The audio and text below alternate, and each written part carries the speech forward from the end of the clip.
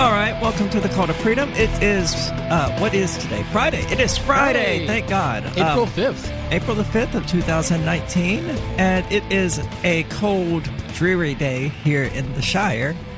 They actually expect it to snow. Yeah, I saw rain and snow. Maybe they said it might ice up on the streets a little bit. Really? Yeah. I imagine it's probably going to be the last snow. I'm not happy about it getting cold again. It means oil is going to have to be purchased again, probably sooner rather than later. Which it's supposed to only be like one night. Okay, well, that's good. But, I mean, I imagine that the next purchase of it will be the last one, at least until, September. Yeah. So that will no longer be a thing hanging over my head, which will always be an improvement. I, of course, am Aria DeMazzo of theanarchistgmail.com. Let's go with that. Yeah, where are you from? Yeah, well, Mississippi, apparently.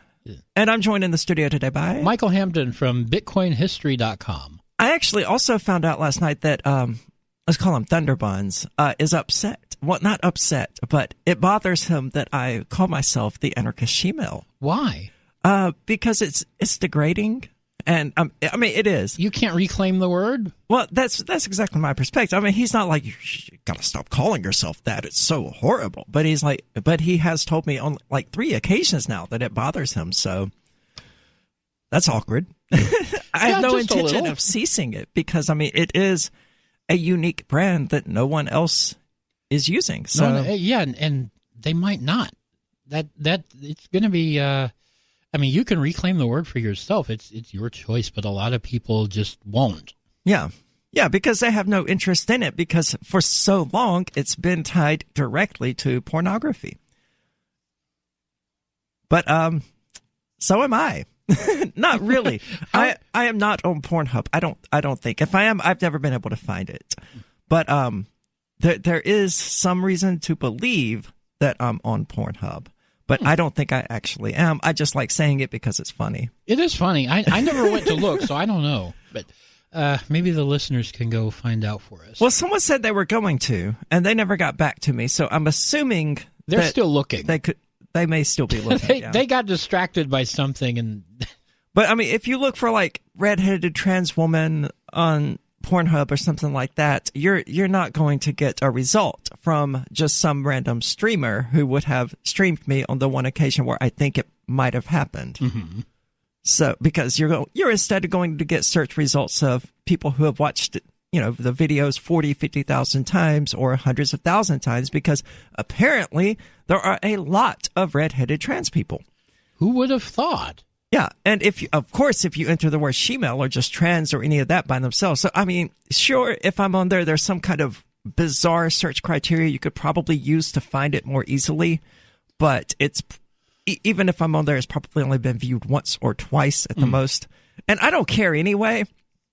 They had a discussion, oddly enough, in the Discord chat last night at discord.lrn.fm about boobs and nipples and whether or not my nipples violate Twitch's terms of policy. I don't know. They do, because the way they word their policy is that it's female-presenting nipples, which, I mean, Ian is correct. It highlights the absurdity of the entire thing.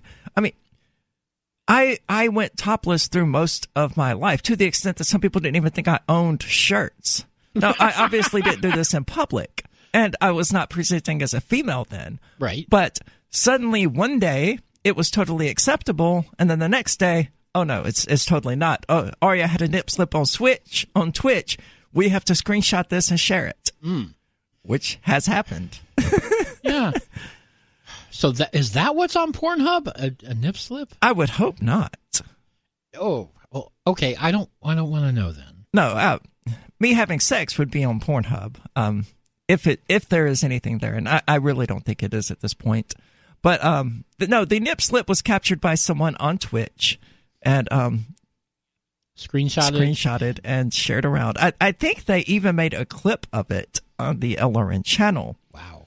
Yeah, but I missed this. It was back in like June. I mean, I didn't even have boobs then. I didn't. So I don't know what the issue was, but I was just wearing a dress with no bra, and apparently one of my nipples came out. And it was just a big deal for some reason.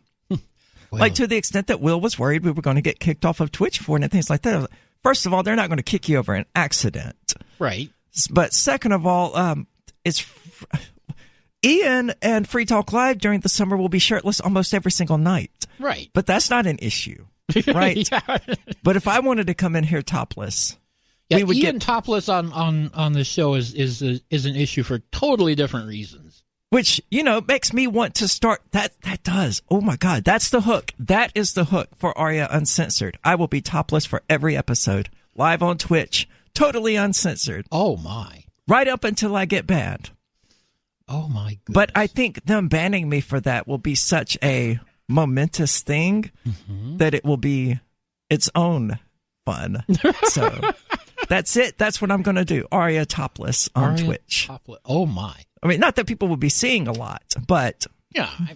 It's not like you have like I mean, G yeah, cups or something. they're not C's or anything like that. They're very low B's. But I mean, what do you expect? Yeah. Anyway, so in the news today, Saudi Arabia sucks. They've arrested 2 dual U.S. citizens for being advocates of women's rights. The United Kingdom has gone mad, and Joe Biden apparently in a stunning move that shows just how far removed from the nation's pulse he really is. He decides that the best course of action right now is to make jokes about hugging women. Yeah. Now, the peculiar thing about Joe Biden is that yesterday he did this 2.5-minute long video where he said, I didn't know I was making these people uncomfortable. But if you go to joebiden.info, you will see there is absolutely no way that he was not aware of this. Yeah, you could not be. We saw some of these videos yesterday. There's no way if you were in that position that you would not be aware that these women were sending out go away vibes. Yeah, when you go to kiss someone or sniff their hair or whatever creepy things he was doing and they pull away, you're keenly aware of that. So I can't imagine any scenario in which he was just totally oblivious that he was making people uncomfortable. And if he was completely oblivious to that, it raises the question of why is he a psychopath? Why does he have such a lack of empathy that he can't read these obvious cues that people are giving him? Well, he's definitely in the right career for a psychopath. He is. Creepy Uncle Joe, of course. I bet there's a creepyunclejoe.com right now that compels him too. Yeah, there probably is. I need to look into that. But for the moment, you can use joebiden.info to see just how creepy this guy really is. Caressing little girls' faces and things like that. It's extremely weird behavior. And for him to then go, oh, well, I didn't know I was making people uncomfortable. It's just BS. Yeah. It's like, dude, you knew. There's no way you couldn't have known. No.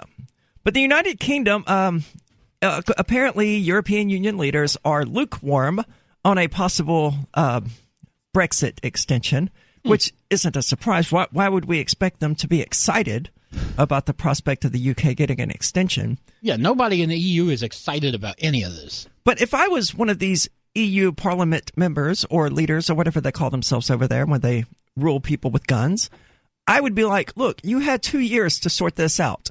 What do you expect 2 more months to accomplish? Right. Get out. Be done with it. Go away. But the United Kingdom doesn't seem to want that, or at least its leaders don't want that. They're bickering over the details about this to the extent that it's just clearly not ever going to happen. You got too many people who want a soft Brexit, too many people who want a hard Brexit, too many people who want different deals, no deals, backdoor deals, and it's just a total mess. Yeah, it's not. Nothing good is going to come of this. No. I do like, however, that the French European Affairs Minister, as we talked about before, named her cat Brexit because he wakes her up every morning meowing to death because he wants to go outside. So then she opens up the door and it doesn't go outside, which is exactly the Brexit problem. And we'll be back and we're going to get into the citizens arrested in Saudi Arabia, so don't go anywhere.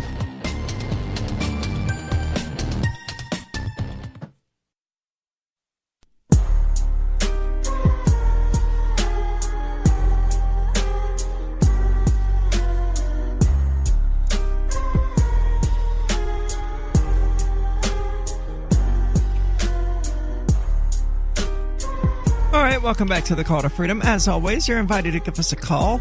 That number is 603-283-6160. Again, that's 603-283-6160. Or you can use the Discord call-in lines, which you can find at discord.lrn.fm. Now, 2 citizens, as we talked about briefly before the break, have been arrested in Saudi Arabia for supporting women's rights. Now, looking at the stats, as I do every day for our podcast over at calltofreedomlive.podbean.com, I actually noticed that we have at least one download, I didn't look at the number, from Saudi Arabia. Wow. Yeah, so that's we're interesting. Getting around. But those people detained, 7 men and 1 woman, are not frontline activists, but have expressed support for women's rights and other reforms. Coming to us from Dubai, Saudi Arabia has arrested 8 people, including 2 dual U.S.-Saudi citizens, in an apparent crackdown on supporters of women activists whose trials have drawn Western condemnation, an associate in a rights group said on Friday. The 11 women on trial had campaigned for the right to drive and an end to the kingdom's male guardianship system. Now, they do have the right to drive in Saudi Arabia now. They did finally lift that ban. They managed to get that. So I would hope that they're no longer still Oh, no, they are. Are these the 2 women Sorry. that got 38 years in prison? I'm not, I don't know. It doesn't specify. It just sort of says they're on trial. Yeah, Ian, Packet Sniffer is correct. In that robe, there is a potential nip-slip possibility there. The 11, their case has intensified criticism of Riyadh's rights record, already in the spotlight after last year's murder of journalist Khashoggi, which you would hope that after so brutally murdering and dismembering a journalist, that his civil rights record would no longer even be in dispute. It's like, okay, this guy's an immoral warlord, like they all are. Yeah, pretty much. And he openly embraces that. That's Saudi Arabia for you. Yeah, he actually reminds me a bit of Saddam Hussein's sons, which I have no opinion on Saddam Hussein one way or the other. I condemn the American invasion of Iraq. But his sons were horrible people. They abused the power of their father's office to rape and pillage and drink and do all sorts of things they shouldn't have been doing, according to just a lot of times common human decency. But also, who's going to stop them? Exactly. And that's the issue with Saudi Arabia. They got butthurt because Americans were upset about it. They're like, but you do this sort of thing all the time. That's true as well. You know, America does. Julian Assange is hiding in an asylum, is seeking asylum in an embassy, unable to leave because of pressure from the United States government. So we may not have invited him to an embassy and dismembered him, but we ruined his life. We took his life away from him. Yeah, pretty much. And we're never going to let him have it back. The U.S. nationals are journalist Salah, where you at, Will? Whose mother, Aziza Al-Youssef, I at least know how to pronounce that one, is among those on trial, and good Lord, and a doctor and author of a book about Shiite Muslim politics.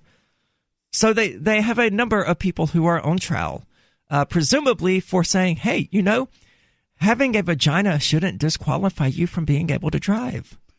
Yeah, I mean, this is not, to us in the U.S., this is not even controversial. No, and you know, that was a lot of Mark Edge's points when he came on to discuss immigration and assimilation with us, is that, you know, when you get these migrants from Saudi Arabia or other Middle Eastern countries who come into the United States workforce and they see how we treat women, I'm not going to say as equals, but we certainly... Fairly close. Yeah, fairly close is what we'll go with. Women are allowed to drive. They're allowed to get their own jobs. They're allowed to divorce their husbands. They're allowed to be out in public. When they start seeing these things, it's a real threat to the culture that they brought with them, because it would seem that the cultural values of they're smart enough to make their own judgment. Yeah, but it would seem that the cultural values of equality, or at least marching toward equality, are superior to these entrenched misogynistic policies. Indeed. These newly detained people, 7 men and 1 woman, are not frontline activists, but have expressed support of women's rights and other reforms. They were detained late on Wednesday and Thursday, according to ALQST and an associate of the government who spoke on condition of anonymity. 5 other people close to the women have also been placed under a travel ban since February. The Saudi government communications office and the U.S. Embassy in Riyadh did not immediately respond to requests for comments.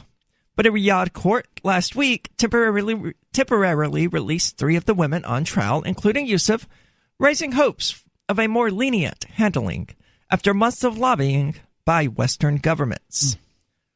So, I mean, we have the pressure here. We have the might, economic and political, to pressure Saudi Arabia into dropping this trial. I'm not sure whether or not I would be a fan of that. Economically, that would be okay, I suppose. Yeah. But we have no real interest in pursuing it. The new arrest, however, could signal that the authorities will resist international pressure and will pursue harsh sentences. Khashoggi's murder tarnished the reputation of Crown Prince Mohammed bin Salman. Oh, God, these names are rough on me. Who courted Western support for his efforts to modernize Saudi Arabia. Yeah, I mean, modernize Saudi Arabia, but just don't go around murdering people. Well, that's a pretty modern Western thing to be doing. The CIA and some Western countries believe he ordered the killing, which Saudi officials deny. Dozens of other activists, intellectuals, and clerics have been arrested separately in the past 2 years in an apparent bid to stamp out opposition. Well, that's all pretty standard stuff. It's happening in Venezuela as well, where the guy challenging Maduro, whose name I don't remember off the top of my head. Guaido? Yeah. Who has the support of, it's capitalism versus communism all over again. More or less. With Maduro being backed by the communist nations. Russia, they're not even communist anymore. Yeah, they're just kind of socialist, fascist, sort of mixed up. And the support of China, I think, anyway, versus the United States and our attempt to turn it into a new Korea or a new Vietnam, basically. That's probably how this is going to play out, with Venezuela fractured into 2 nations, one of which is being supported by Russia, one of which is being supported by the United States, and we're going to have Korea Part 3 or Part 17 or whatever number we're actually on. Well, neither Korea nor Vietnam led to World War. I think World War is probably more likely to be a result of the China-Japan, the China Sea, South China Sea, Japan conflict. But time will tell. The women on trial were arrested last May and branded as traitors. At least one of them has been charged under the kingdom's cybercrime law and faces up to 5 years in prison. 5 men arrested at the same time are not on trial, and 2 of them have been released. So even their justice system engages in the misogyny that these people were protesting in the first place. This is the call to freedom. We're going to get further into this, so don't go anywhere.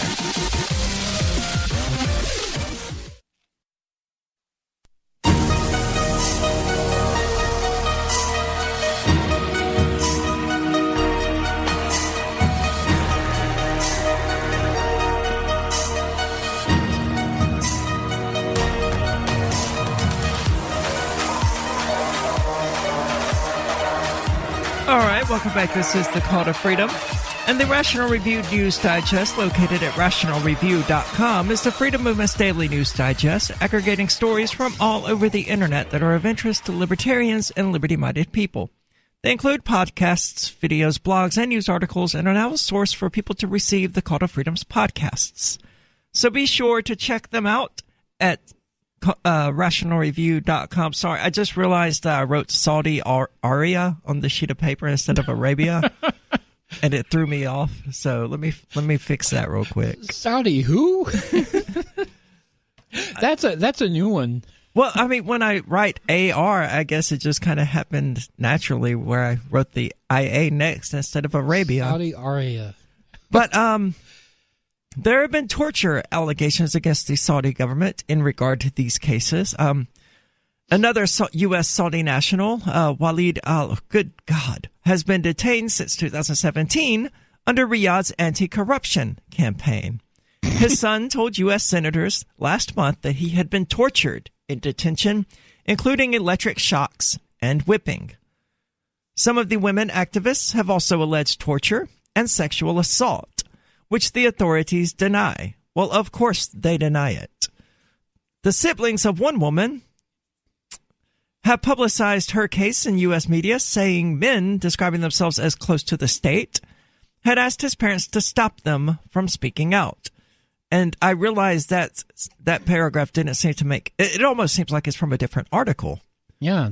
Because even with the names right in front of me, it didn't make any more sense. Yeah, that one was a little hard to follow. So the Saudi Arabian government is arresting people for opposing it and then torturing them and sexually assaulting them. And then denying it. I mean, that's Saudi Arabia, though. That's what it does. I mean, it turned the Muslim Holy Land into Disneyland.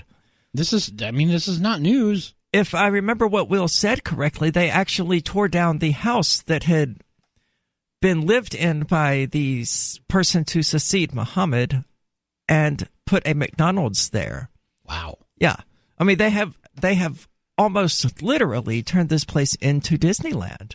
I mean, it's all a revenue generation scheme for them now, and they want to make it into the most popular worldwide attraction that it is without any real religious motivation to it at all, except that motivation is how they hook people to come to it in the first place, or the religious motivation is. Well, you still do have to, as far as I understand, you still do have to be a Muslim to get the visa. Really? Yes. Interesting. Well, I mean, there are a lot of Muslims in the world, so it's not like they're really missing out on a lot of people. I wouldn't go to Saudi Arabia, so... Yeah, nor would I. I mean that does not sound like a pleasant place to be. I think most people would probably avoid Saudi Arabia if they had the option. But,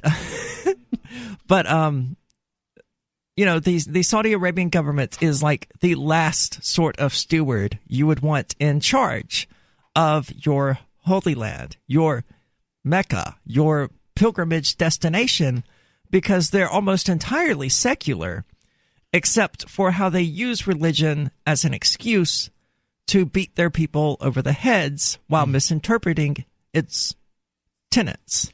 That sounds like Saudi Arabia. That is exactly Saudi Arabia. But you brought in something interesting that I haven't had a chance to pull up yet, because I was watching somebody play Space Invaders within Dwarf Fortress, and that got my attention for a moment. But apparently, Russia has a squad of paranormal soldiers who are using telepathy. Now, my first thought is immediately of the movie The Men Who Stare at Goats, which I don't even remember because I was really high when I watched it. But yeah, they and it involves dolphins. Holy crap! I'm just going to copy and paste this headline into the YouTube channel description. Yeah, this is comedy gold. So they have what's the word? Paranormal, yep. Paranormal soldiers. And let me just read you the headline, okay? Yeah, let's just read it straight out. That'll probably be best. Russia's paranormal soldiers and military dolphin telepathy, you heard that correctly, have been revealed by Defense Ministry magazine. This is from Newsweek. It is from Newsweek. An article in the official magazine of Russia's Defense Ministry has claimed that the country's military works in tandem with psychics, employs paranormal tactics to aid soldiers, and has used dolphins in telepathy experiments. Now, this isn't terribly unusual. There is some basis, to the Men Who Stare at Goats, the Project MK Ultra and things like that. The CIA, the U.S. government, has done its own sort of paranormal soldiering attempts and things like that. I hate to break it to these people, but none of this crap exists. If any of this psychic stuff was real, somebody would have claimed that $10 million being offered by that wealthy dude who was like, look, if you can enter these controlled circumstances and prove to me that you have psychic abilities, I will give you $10 million. Now, if psychic powers were a thing, somebody would have claimed that money by now. Oh, yeah, long ago. But they know that in a controlled experiment, they won't be able to do it. Yeah, they can't do much better than chance. Because mind reading never have. Mind reading is impossible. This noetic science nonsense of humans altering the world with thought, it's nonsense. Action alters the world, not thought. Apparently, though, the Russian military is still investing money into this nonsense, and so is the U.S. government. But a piece in the magazine Army Collection headlined Super Soldier for the Wars of the Future described how the military has conducted strange experiments, such as ones in which psychics managed to read documents that were locked in a safe. Allegedly. Again, if anybody could do this, that $1 million or $10 million or whatever amount of money it was would have been claimed by now. The article was first published in February, but came to prominence this week after reports in the Russian magazine RBC, opposition newspaper Novaya Gazeta, and the website Meduza. Commentators were surprised that such claims would be made in a publication sanctioned by authorities. I imagine they were. When you find out that your government is using your money in order to do research into psychics and paranormal tactics, I imagine a bit of outrage involved in that. But according to the article's author, Nikolai Peroskov, who served in campaigns in Chechnya and Sierra Leone, Soviet scientists developed paranormal techniques in the 1980s with the aim of a military being able to extract information from a state of so-called alter human consciousness, which kind of sounds like Project MK Ultra itself. But we have a caller on the line. We have Justin, who is calling from IA. I think that's Iowa. Justin has a question. Justin, turn us down, please. Yeah, there's a lot of noise in the background, so mute that, please. Yes, I just shut that off. Okay. You had a question. What was the question? Oh, sorry about that. I just want to know. LRN.FM. Yeah, penis isn't even bad, but I mean, I'm not just going to let him sit there and shout it on the air. What was his question? I didn't even hear it. It's really not. That was really not Arab Andy. Rev thinks that's Arab. That was not very good. No, well, neither is Arab Andy, to be honest. I'm a member of their Discord server now. Right. They're not going to troll us. They did hit Vincent last night, but messing with us, they've learned is just kind of pointless. But did you catch his question? It was something about penis, obviously. He seems to be obsessed with penises and wants to... I'm not sure what exactly he wanted. He did ask a question, but I have no idea what it was. Yeah, it went right outside my head when he started talking about penises. Yeah. I think he might have been asking if you have a penis, and then just shouted it above your house. That sounds about right. Maybe. Yeah. Too bad that's banned on Twitch, unfortunately. So you'll have to look me up on Pornhub like everyone else. Don't go anywhere, though. This is the Call to Freedom. We're going to tell you more about these super psychic soldiers in just a moment.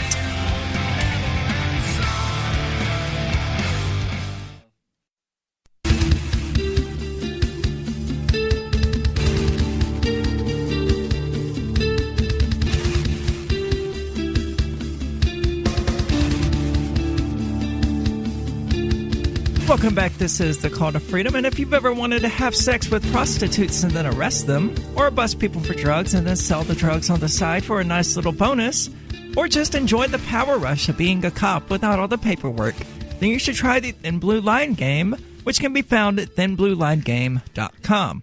It's the only card game in the world that allows you to shoot someone over a broken taillight and then escape accountability with the magical phrase, "I feared for my life."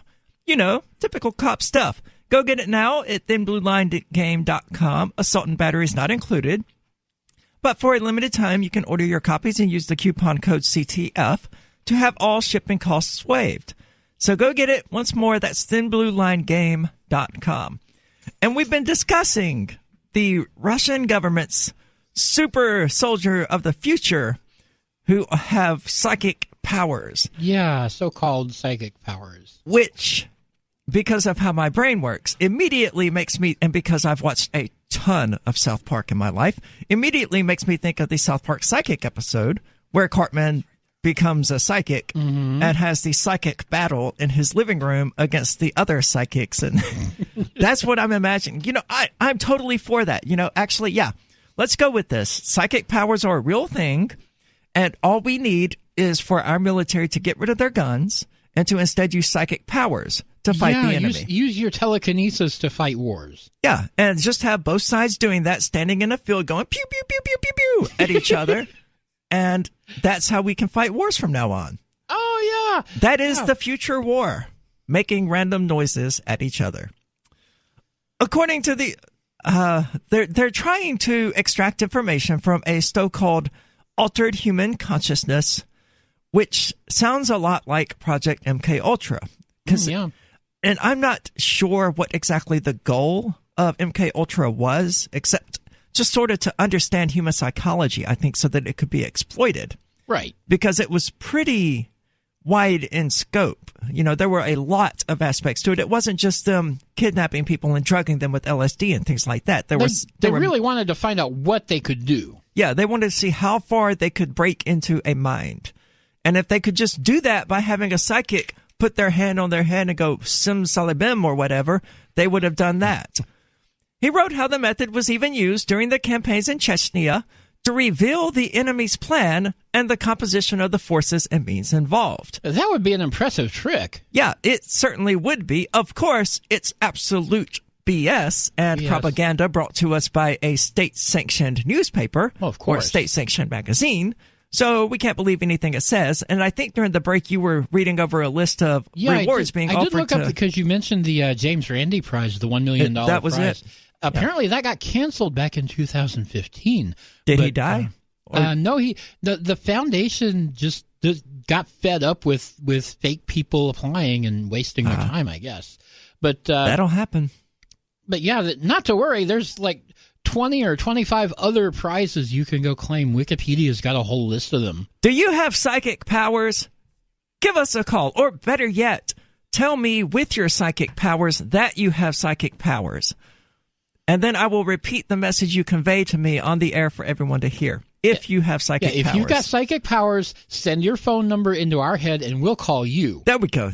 Even better. Send us your phone number using your special brain magic, and we'll give you a call, and we'll put you on the air, and it'll be great. But do you even believe in psychic powers? I'm assuming you don't. Yeah, I wouldn't think so. I read a book that was really fascinating when I was in junior high about how the U.S. government had used, I can't remember the name of them now, but remote viewing people, which is like more psychic BS, to communicate with extraterrestrials. And there were supposedly 3 of these groups of extraterrestrials, one of which refused contact with us, one of which was called the Greys, and one of which was called, I don't remember it now because I was in the 7th grade when I read it, and that was a lot of joints ago. Now, the Greys are the ones that crashed in Roswell in 47, right? Yeah, theoretically. And I have no opinion on that because I don't know, I wasn't there, but I will say that... Allegedly. Yeah, extraterrestrials almost certainly exist. Whether or not they've been to Earth is an entirely different question, and I have no opinion on that, but the universe is freaking massive. They're probably out there. The question you got to ask yourself when you're thinking about are there extraterrestrials is why on earth would they come to this little backwater? Yeah, and how would they even find us? You know, we're not technologically advanced. We're not very old on the cosmological scale. Certainly not. Right. But, you know, it's not easy for us to scan the entire universe for signals from extraterrestrials. And even if we do find one, it came from millions of light years away, which is a distance that we are nowhere near being able to travel, much less send a message back. And we have to consider that reality that even if we do hear from an extraterrestrial civilization, it would take our message millions of years to get back to them. Right. More often than not, anyway. But yeah, just looking at our own galaxy, there are hundreds of billions of solar systems within it, each one of which could contain a life-supporting planet. And we know of at least a few that are likely to be Earth-like, like Lisa 581c and D, and just several others. The prospect of some type of life evolving on those, considering the the circumstances in which life evolves here on Earth, I think leads to the conclusion that it's almost certainly happened elsewhere, because even if the odds are like 1 in 1,000 quadrillion, there are certainly enough planets out there for it to happen multiple times. Right. Just in our galaxy alone. And that's not even getting into the fact that there are hundreds of billions of galaxies just in the observable universe. So what is hundreds of billions times hundreds of billions, right? Right. That's how many times we're rolling the dice here. And of course, people are guilty of the anthropic principle when they go, oh yeah, but look, it's so unlikely that it would have happened here on Earth, but it did. I was like, well, yeah, but it had to happen somewhere. So wherever it's so unlikely that somebody is going to get all 6 numbers and the Powerball, but somebody did. Yeah, I mean, it only has to happen once. And of course, if it's going to happen, it's going to be in a place that is conducive to that happening in the first place. But moving on with this insane story, he said that Russia has used specialists who use telepathy to quiz prisoners, which are skills they honed in experiments on dolphins. So they were using telepathy to interrogate dolphins. They yes. Where are the mackerel? And they use these skills to interrogate human prisoners. They mentally gave the dolphins commands that the dolphins then performed. It turned out that the technique also applied to humans. Look, if the Russian government had the ability to use special mind magic to make people behave, then they would have a prison population of 0, and they wouldn't even need to be hostile with the United States, because they could just go, ooh, brain magic in our direction, and we would suddenly love them. Right. Somebody has just made this up out of whole cloth. Oh, yeah. The article stated that paranormal tactics have helped soldiers learn foreign languages, treat wounded troops. Ooh, it's magical mind healing now. Oh, my. Detect ambushes and even crash computers. Boy, that's some powerful magic mind mojo. The power of the mind. That's what I'm going to call it now, mind mojo. You want to develop your psychic abilities? Go enlist in the Russian army. Yep. He said telepathic. That's why I said telepathy a moment ago, because telepathy is pronounced one way, while telepathic is pronounced an entirely different way. Yeah, English. Yeah. Nonverbal interrogation can help soldiers decide if enemy soldiers are receptive to recruitment. So a lot of this is easily explained with body language. There are entire books. It's been studied extensively about how to present a specific type of body language and how to interpret people's body language. It seems, on a related matter to something we were laughing about earlier, Joe Biden could use one of these books. Yeah, he definitely could. Perhaps one for children that just says when people pull away from you, it means they don't want to be near you. Right. Combat parapsychology has a real place. The technique was developed by the Soviet Academy of Sciences in an attempt to discover the phenomenal characteristics of a person. Now, that sounds more like that BS that you only use 10% of your brain, which is false. That's like the whole your tongue is divided into 5 categories of taste buds thing. It's just simply not true. We were taught it was true, but it isn't. Sort of like parapsychology and the paranormal activity. You know how this probably went? Like Peter Venkman in the original Ghostbusters going, you're a hot chick, you have psychic powers. This is the Call to Freedom. We're going to tell you all about these special magic mind mojo soldiers here, so don't go anywhere.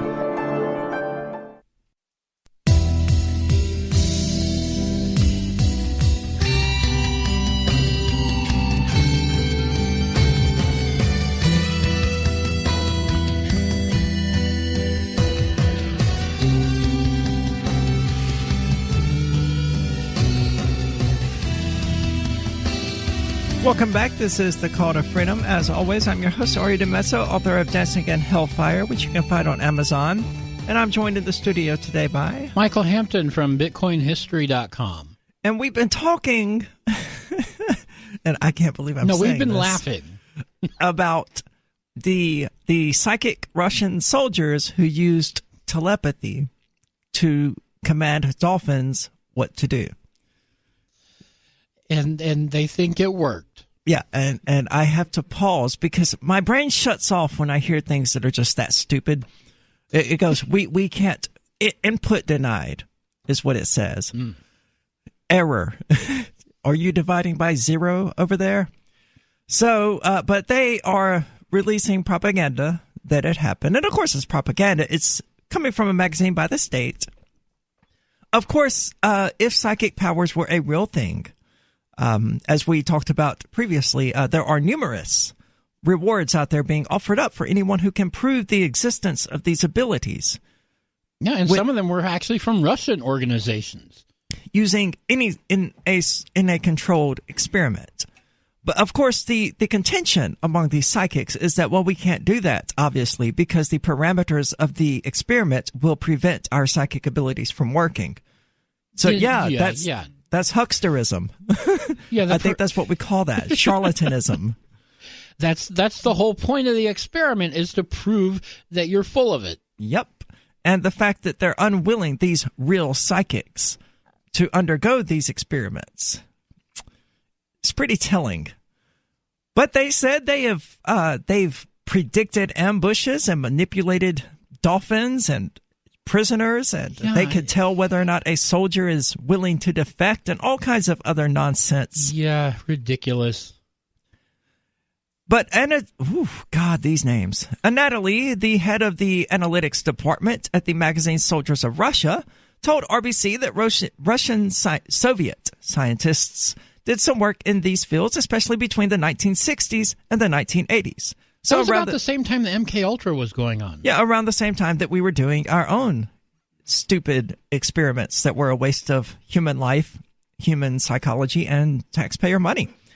However, the chairman of the Commission to Combat Pseudoscience at the Russian Academy of Sciences told RBC that combat parapsychology is a pseudoscientific invention. It's not even pseudoscientific. It's just BS. It's just pseudo. It's pseudo-stupid. Such works rarely existed and were developed and were classified, but as in many countries of the world, such studies are recognized as pseudoscientific. All this is complete nonsense. No parapsychology exists at all. It's a fairy tale. It's a fairy tale. He's right, but he is disputing the Russian government here. And I would imagine that's going to have interesting results about him. All the talk about the transfer of a thought at a distance does not have a scientific basis.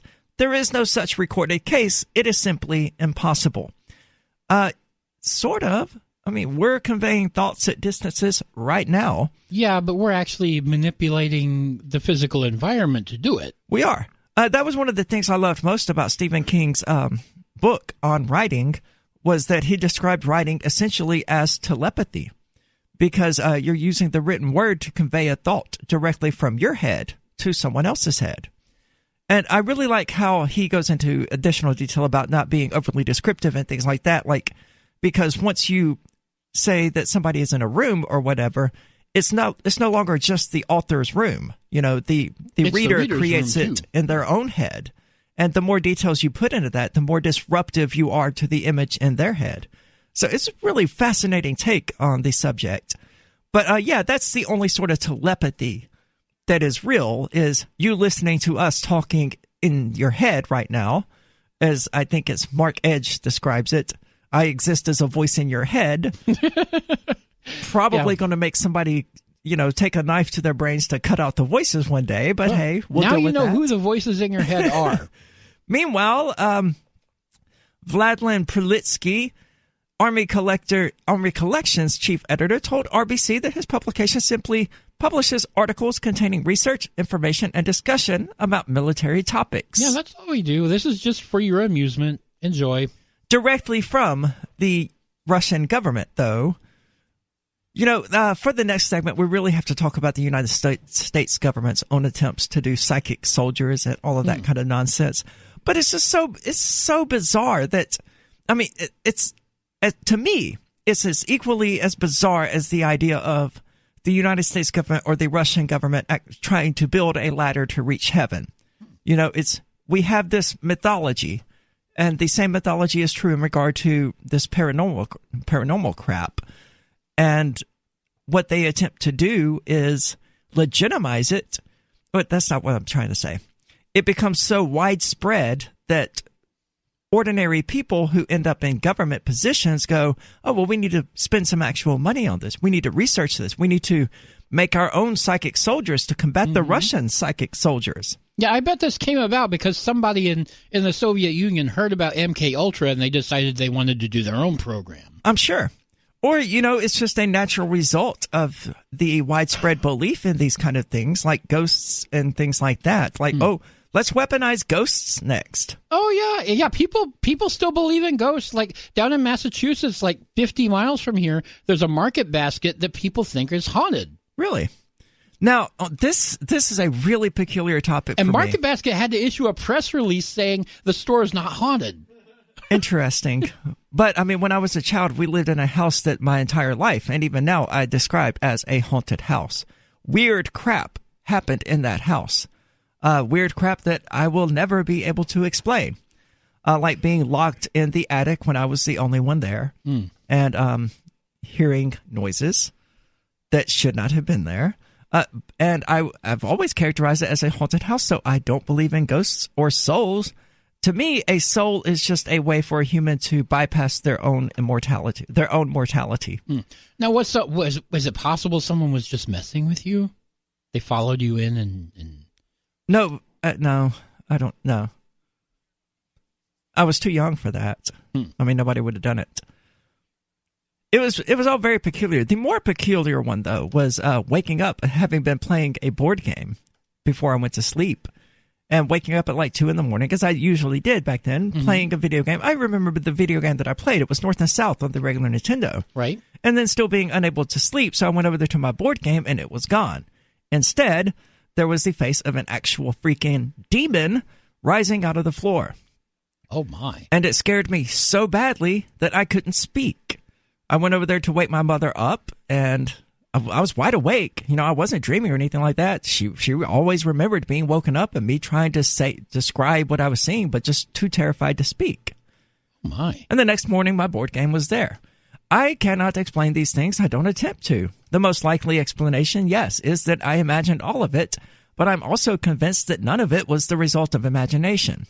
But so, it's just not something I reconcile, but I don't believe in ghosts. I don't believe in souls. One of the peculiar things I don't like about the band Tool is that they're heavily about this occultism crap. But in one of their songs, they say, embrace this moment, remember, we are eternal, all this pain is an illusion, which is a nice sentiment. Right. But earlier in the same song, he describes this body holding me reminds me of my own mortality, which is also a nice sentiment. But the problem is, you talk about your own mortality, and then like a second later, describe yourself as eternal. These words don't mean what people think they mean.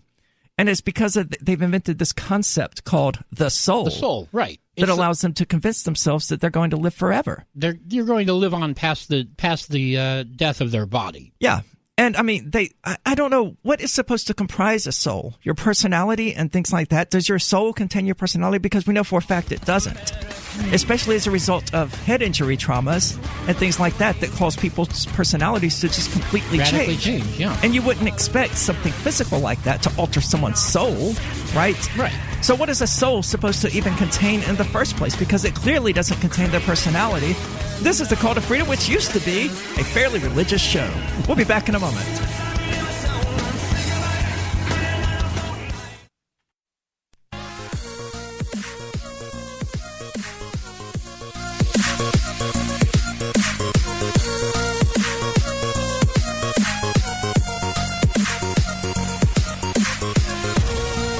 Welcome back. This is the Call to Freedom here on LRN.FM. Of course, you're invited to give us a call. That number is 603-283-6160. Again, that's 603-283-6160. Or if you prefer clearer quality, you can use the Discord call-in lines, which you can find at discord.lrn.fm, as well as joining in the conversation there which is usually ongoing with something interesting. I don't know what they're talking about today, but they're certainly talking about something. They're not using the on-air room to talk about what we've been discussing here on the air, at least. No, a lot of times they just don't. Which is these Russian psychic soldiers that have been brainwashing dolphins. I just can't get through that without my brain shutting down because it's just so bizarre. They were using telepathy they experimented by trying to use telepathy to command dolphins to do things. And then when they decided they were successful at that, they started using telepathy on people. I mean, they know that mackerel is an easier way to train dolphins, you would think, right? It's like, hey, I want you to jump through this hoop, little dolphin. Okay. Come get some mackerel. Yeah. But we have a caller now. They are from the Arab Andy Discord server, which I'm actually a member of. And I'm curious why they seem to be attempting to troll the show. But he actually says he has a question for in regard to the FBI raid that occurred here a number of years ago. So, Schmeat, what's on your mind? All right, so we got into this conversation last night about the raid, but it just didn't seem like it added up. So I think... What didn't add up? I don't know, the fact that you think the FBI would waste their time raiding a small radio station with a small audience. I think it's very obvious what Ian was up to there. Do you know, are you not familiar with Free Talk Live? Because they are covered on, I think, 192 radio stations across the continental United States. That's still relatively small. 190 for a radio station? Yes, that's relatively small. Free Talk Live is not a radio station. They're a show. They're carried by GCN, which is a network that facilitates this radio Never heard play. of it. They get hundreds of thousands of downloads for their podcast a month. I mean, they're huge. It's a huge show, man. I don't think the FBI is going to waste their time on a radio station talking smack. I think it's very obvious that he was up to something there, and that's why they raided him. I think if that was the case, then he would not be standing here right now. Considering he said he got acquitted because they wanted to protect their malware. No, that was an entirely... You're unmuted. You guys, you know that there's a show that I'm on where you can actually call and ask questions about, right? Like, you don't have to call all the shows that don't really know anything about it because they weren't here at that time. I wasn't acquitted. I wasn't ever charged. No one was charged. They raided this studio, which happens to be my home and the home of other people as well. So, dozens of people had access to the internet here.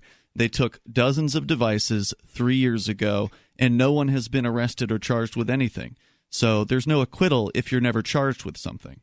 Yeah, they just took your stuff in an effort to shut down what you were doing. Yeah, didn't one of the FBI agents say that was unfortunate that they couldn't take your studio equipment? Oh, no, they took the equipment. The radio stuff? They took all the servers, except for one.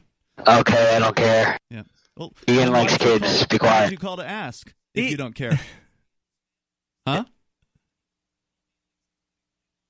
I think he left. Yeah, why did you call to ask if you don't care? Because he needs to be confronted. Ooh. He knows what he did. He won't take responsibility for it. Confront me. What he did was piss off the FBI by breaking the story on Free Talk Live with an audience that you seem to severely underestimate the size of. Like, Free Talk Live, it's the largest libertarian show in the world, man. And the LRN.FM brand is being carried all across the world, including satellites and all kinds of other stuff that it's not a minor thing. Call to Freedom is a newer show that I just took over production of like two months ago, but has been growing rather nicely since, I have to say. Well, I'm not going to attribute that to myself or anything like that. But Free Talk Live is absolutely massive in its audience. I wouldn't say that. I mean, but, we're mid-sized for a syndicated radio show. I mean, you're certainly large enough that when you break a story about the FBI, because it was broken on Free Talk Live, was it not? No, we were pulling it from some news source. Okay, weird. I think Mark characterizes it as breaking it on Free Talk Live. Mark doesn't know what he's talking about. He doesn't know anything about breaking news or reporting on it. Okay, fair enough. You said it, not me. He's just a sales guy, and he's good at it. But, so if there was anything to it. And again, it's been like 3 years now. Yeah, you guys are 3 years too late. The confronting's already happened, but you're welcome to continue to call in and ask all the questions you want. Yeah, it's a complete dead end, though, unfortunately. And again, it's honestly got nothing to do with the Call to Freedom. That wasn't even a show then, even on Sunday nights, I don't believe. Yeah, it was not. It was not. And it was certainly not broadcast here in the studio like it is now. And I certainly had nothing to do with the show. I barely remember where I was 3 years ago. Where was I 3 years ago? I think I was in Vegas. I was in Manchester. About 3 years ago. I did hear a little bit about this when it happened. But yeah, there was also all of the freaking stuff, which got a lot of attention. Derek J's Victimless Crime Spree has a lot of it. You can watch that at victimlesscrimespree.com. I would definitely recommend doing so. I put it off for a very long time, and in hindsight, I kind of regret that. Mm-hmm. But I mean, when else do I really have 3 hours to sit and watch a show rather? Not 3 hours. It's like an hour and a half long. 90-minute movie? Yeah, about an hour and a half. But it's really good, right? But it ends on such a depressing note. Good God. Because, I mean, he gets out of jail and all that, and it's like, okay, well, I'm leaving the Shire, bon voyage, and all of that. And, it's just sort of an addendum to it would be great. It's like, hey, Derek is doing fine. He's still in the, he's back in the Shire. He's back. He's up in Portsmouth. He's doing crypto stuff. Yeah, he's heavily involved in AnyPay. So all of that would be like a great addendum to Victimless Crime Spree, in my opinion. It's not in the movie, but if you go to the website, you can see the 5-year retrospective that we did, I think it was 2 years ago now, in Portsmouth, where he and I take questions on stage, and he kind of talks about what he's doing now. Okay, so interesting. Nice. I just watched it on YouTube. I didn't know there was a retrospective or anything like that. I would still like to see it fixed on, or just added onto the end of the YouTube video, because that was where I saw it, and I imagine that's where a lot of people would see it. But so all of that, Ian is not a pedo. God, that's a common tactic among people, is to just repeatedly accuse them of a thing until everyone believes it to be true. Yeah. We saw the same thing here in the United States with Trump's Russian collusion, right? Right. Where, he colluded with Russia, and the media just stated it like it was an absolute proven fact. Even just a few weeks ago. Was, yeah. Yeah, even just a few weeks ago, we covered a news article that just sort of threw it in there, like Trump's. I don't remember exactly how they phrased it, but it was clear that they were just throwing it in there, and that it had absolutely no truth to it whatsoever, in our eyes anyway. And they certainly didn't provide any evidence for it. Of course not. But they just kept saying it until people believed it to be true. And it seems to have been effective, because even now, following the FBI and their reports, however all of that nonsense worked, saying, oh yeah, there's actually no evidence of any sort of collusion between Trump and Russia, you still have people believing it. This is the Call to Freedom.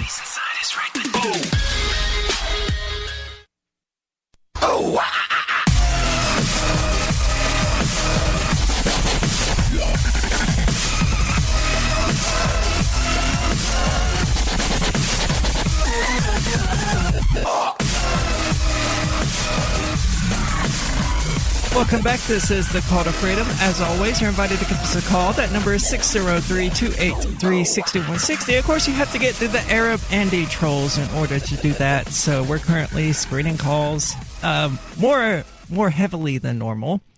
But as I mentioned earlier, we had to look into the U.S. government's research into paranormal activity. And so I have here from taskandpurpose.com 5 true stories about the military's paranormal activity research. And hopefully what they're going to tell us about is the actual research attempts and the experiments and crap like that. And they're not going to be like, oh, they were like totes for real successful. Well, Task and Purpose actually is a military news and analysis website. I am familiar with it. Well, he asked, what if I told you that the Department of Defense and the CIA spent 4 decades researching ESP and psychokinesis? I believe you. Yeah, I know they did. I don't even know why you would ask. This is common knowledge among us libertarians who look at this kind of thing and go, well, this is why you don't state. This website is the target audience of this website is people in the military. Okay. From the 1950s to the 1990s, the military and intelligence communities investigated psychic phenomena conducted clandestine missions that relied on subjects believed to have supernatural powers, and competed with the Soviet Union in a psychic arms race. Oh, a psychic Cold War. In Phenomena, the secret history of the U.S. government's investigation into extrasensory perception and psychokinesis. Good God, do they not have an editor who could have shortened that title? Published in March, investigative journalist Annie Jacobson explores the bizarre world of government-funded research into things that don't exist. The responsibility of the Defense Department and CIA is to be aware of what the enemy is working on and to create programs to counter it. Okay, so was technically, yeah. Was it then that the U.S. started looking into telepathy because the Russians were doing it? That does seem to be the contention among Jacobson, or the more likely it's a chicken and egg scenario where they both just sort of do it, which is not surprising. So it all started with the Nazis, apparently, some of whom were obsessed with black magic. Now, there is a video game that is actually based on this. I don't remember what it's called.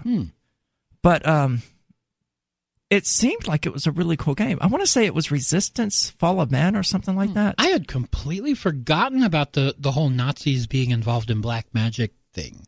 In 1945, with the Nazi regime defeated, members of an elite U.S. scientific intelligence initiative, well, they weren't too elite if they were members of the U.S. government anything, made their way to Berlin to scoop up as much intel as possible on German military projects. In the bombed-out remnants of a villa in an affluent neighborhood in southwestern Berlin, they uncovered a cache of documents and artifacts that were part of the... I'm not going to try to pronounce that further. Himmler's science organization, which was well-funded and fast. It even had an entire branch devoted to the survey of the so-called occult sciences. So that's not surprising. I mean, we did know that about the Nazis. The high-ranking Nazi leader was obsessed with the occult. Again, not surprised. On Himmler's orders, SS officers raided Germany's occupied territories for artifacts related to magic, even ransacking museums in Poland, Ukraine, and the Crimea. Which is it? I don't know exactly how that's pronounced. Crimea? That's something what I would assume, but it didn't feel right when I said it. Whatever. Nazi scientists at this scientific organization scoured the globe for items like the Holy Grail and the Lance of Destiny, the spear thought to have killed Jesus Christ. That's exactly my response to this, by the way, is just Jesus Christ. In that organization, there was ESP, psychokinesis, map dowsing, an element of what you could say was the supernatural or the paranormal, as well as a baby skull in a corner pit of ashes. We later learned that the Soviets had captured an equal probe of information on this same subject when we learned that they were working in this area, and you could say that's how the psychic arms race began. Of course, the Cold War then spilled into psychic research, taking off in the 1950s when it set about countering Soviet mind control, thought to be a legitimate concern at the time by lunatics, and it was based at least partially off of Nazi research uncovered. Both the U.S. and the Soviet Union relied on the caches of Nazi research they recovered, some of which detailed experiments conducted at concentration camps, where Nazi scientists pushed human physiology to extremes and monitored the results. Now the CIA and KGB conducted similar experiments, each side arguing that the other side's program required countermeasures to defend against them. So that was the Cold War as a whole. Yeah, so they kept doing this mind control BS for decades because the other side was doing it. There you are. Yep, that sounds about right. And we're going to go to Cal from New York here, who wants to talk about Nazis, apparently. Cal, what is on your mind? Good evening, ma'am and sir. Good evening. My family came to United States after the fall of the Third Reich, and my family, they are a Jewish family. We were from Poland, and we moved here after the war. Thankfully, we were able to escape to escape the rampage of the Soviet Union after the fall of Nazism. We were some of the few families that were able to get out after that. That's fortunate. And while we were under Nazi, my parents and my grandparents told me the story hundreds of times. Not hundreds, obviously, because you can't tell a story of over 100 times, but you get the idea that they told me this a lot. Was when the Nazis got into Poland, and as you know, half the country was taken over by the Soviets, half by Germany. Right. We were on the German side of that, and then the entire thing became German when Hitler attacked Stalin. LRN.FM. Can't say things like that on the air. I think it was going to be a legitimate call otherwise, but again, you can't say things like that, so we have to drop the call and then hit the dump button, which is this cool little technology that pretty much dumps the last 4 seconds of. I mean, you were heard by 16 people on Twitch and some number on YouTube. I don't know what it is at the moment, but not a significant number. But it certainly didn't go out on the airwaves or on the satellite feed or on the audio stream at discord.lrn.fm. Unfortunately, I'm not even sure what he wanted to get at. He was kind of. I don't know if he was even going to get to a point there. So I don't know. If you're going to call and you've got a point, that it helps. If you got a background story, yeah, but you do want to get to your point. Well, Packet Sniffer seems to think that he was building up to a joke. Well, he didn't get to it, so better luck next time. Decorated World War II hero Ninol Nina Kulagina was the Soviet Union's most apparently other people agree, so apparently it's just a joke I've never heard before. Was the Soviet Union's most famous psychic, rumored to have the ability to stop an animal's beating heart using psychokinesis, the supposed ability to perturb matter with the mind. We look back now and say, that's ridiculous. You can't brainwash someone.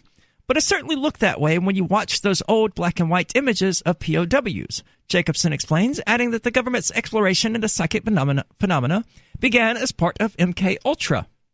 Now, if you've never researched MK Ultra, you should, because your government did some of the most horrific things you will ever hear about your government doing in the course of this. The CIA-backed mind control program, and it was a mind control program. They were attempting to learn to control people's minds. Your government was murdering and torturing in an effort to manipulate people's minds, to control people's minds, all funded by American taxpayer dollars. But it officially started in 1953, ran well into the 1960s, and is probably running today under a slightly different moniker. I don't believe that once the government starts doing this kind of thing, they just stop it. But this is the Call to Freedom. Don't go anywhere.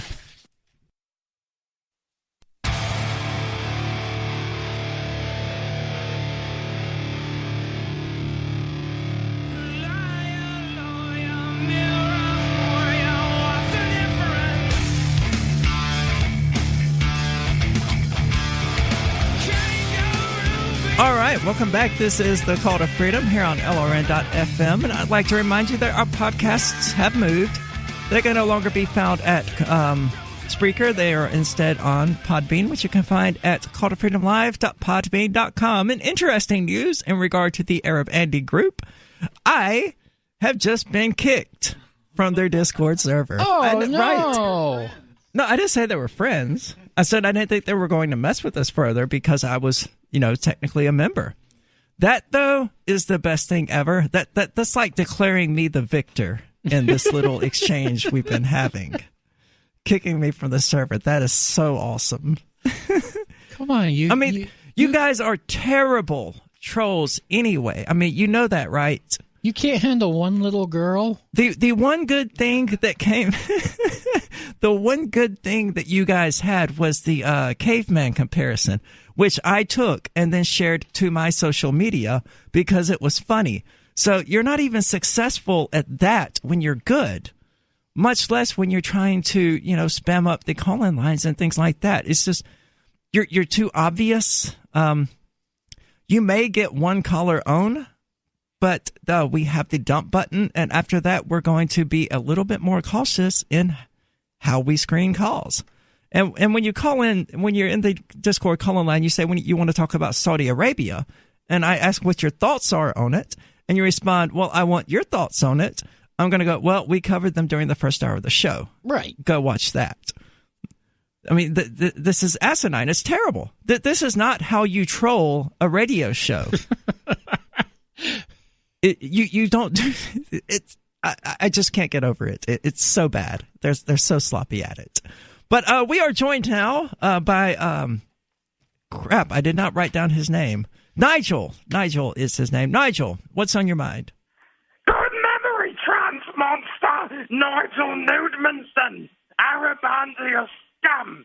He's nothing but a camel faces either, Arab. Learn how to troll in your mum's hole. Understand? I did not understand most of that. Were you speaking English? Oh, I'm English, you bastard! My name is Nigel Nudmanson. I am a nude neo-Nazi diplomat from United Kingdom, Manchester. I heard of your little garbage program through my friends Paul Joseph Watson and Alex Jones, and I'm here to tell you that not only is I a psychic, but you was a scum! Scum! Not only who was a psychic? Who's a psychic? Always, you dumb sodas! Okay, yeah. You said you were speaking English, and that's why I'm having so much trouble, because I only speak American. Well, I don't think anybody speaks whatever language it is he's speaking. So I'm only getting like every third word. I'll try and slow down and cut it down and make it a little more palatable for you, you stupid American Yanks.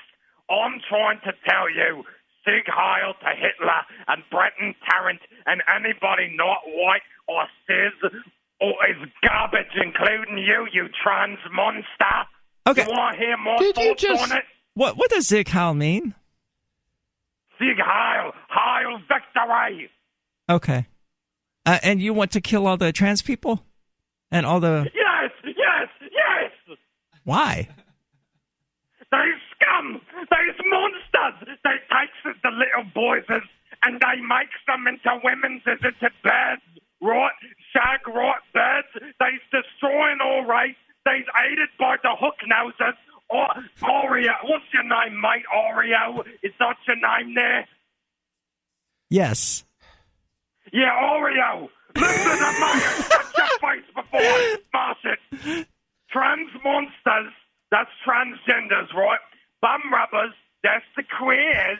Moth huff, that's the lesbos.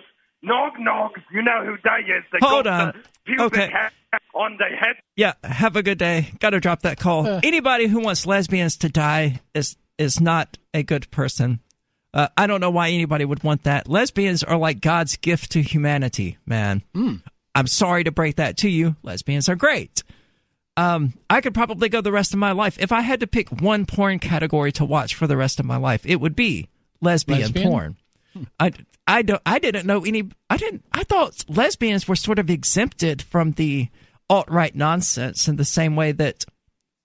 Well, I guess not. Well, the they same way have to get a pass, because if they didn't, then who would make the lesbian porn? Well, they don't.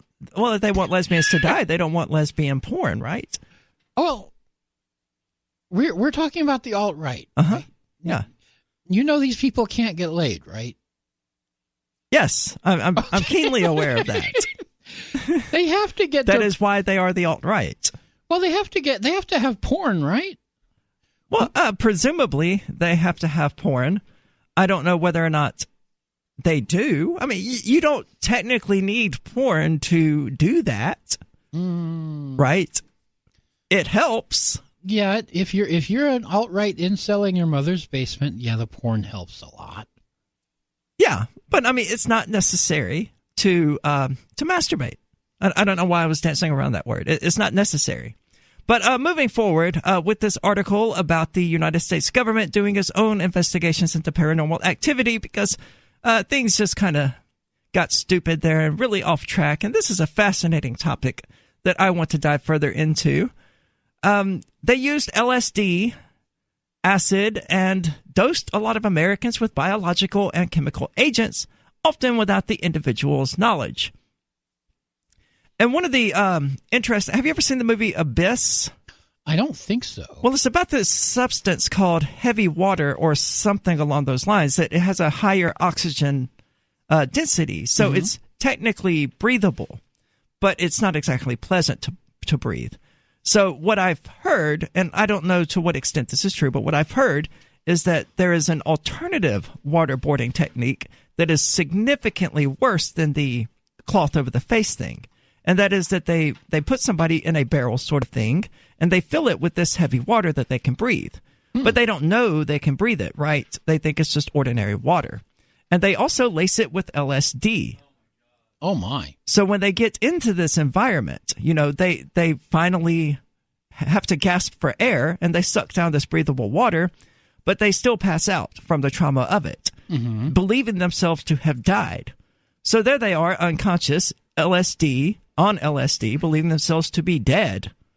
I can't imagine the kinds of horrors that this actually experiences. And then they pull them out, and they give them mouth-to-mouth and resuscitate them and all of that. And apparently the experience is like being reborn. It's like dying and then being born again. And they do this just repeatedly to people until it just absolutely breaks them into pieces, where they've died thousands of times over the course of a few years and lose all perspective of what is real and what isn't, as you would expect somebody to do in those kind of situations. That's what I've heard. Anyway, I don't know if it's true or not. I don't know if heavy water is even a real thing. I've never looked into it that deeply. Heavy water is a real thing, but I had never heard that it was breathable. That's not really computing. Well, I will look into it during this next segment, because I certainly don't want to be saying things that are proven to be false. But that is what I have understood waterboarding to truly mean, and that the whole washcloth over the face thing is really just a less horrifying way that it was presented to the public, so that we didn't learn the truth of what our government was really doing to people, which wouldn't be surprising at all. But hopefully that isn't true, because I honestly can't imagine the trauma of believing yourself to have drowned and died and being on LSD through that experience. Jesus. That's messed up. But that if there was, if there was the capacity for humans to breathe any sort of water, whether it's heavy water or something else that they've adjusted, that's something that would have been done during MK Ultra or during whatever program the government is up to today that they're not telling us about. But both of the governments, the Soviet Union and the U.S., pointed to the other's research into mind control, counter mind control, and psychic phenomena in general as justification for these horrific things that they were doing. There were stories of Americans putting telepaths on nuclear submarines, of Soviet mind control rays. Somebody on Twitch says we know that there are breathable liquids, so it's probably true, what I've heard. Okay. I don't know to what extent it's been done, but if there are breathable liquids, then I can't imagine the CIA hasn't utilized that to convince people that they've drowned. And we know they like dosing people with LSD in order to alter choice. Yeah, because they've done that countless times, and Project MK Ultra is just filled with it. But there was also a time a secretary with psychic powers found a downed Soviet bomber, apparently. So we're going to dig further into this paranormal, magical thinking and why governments of the world have invested so much money into this idiocy, so don't go anywhere.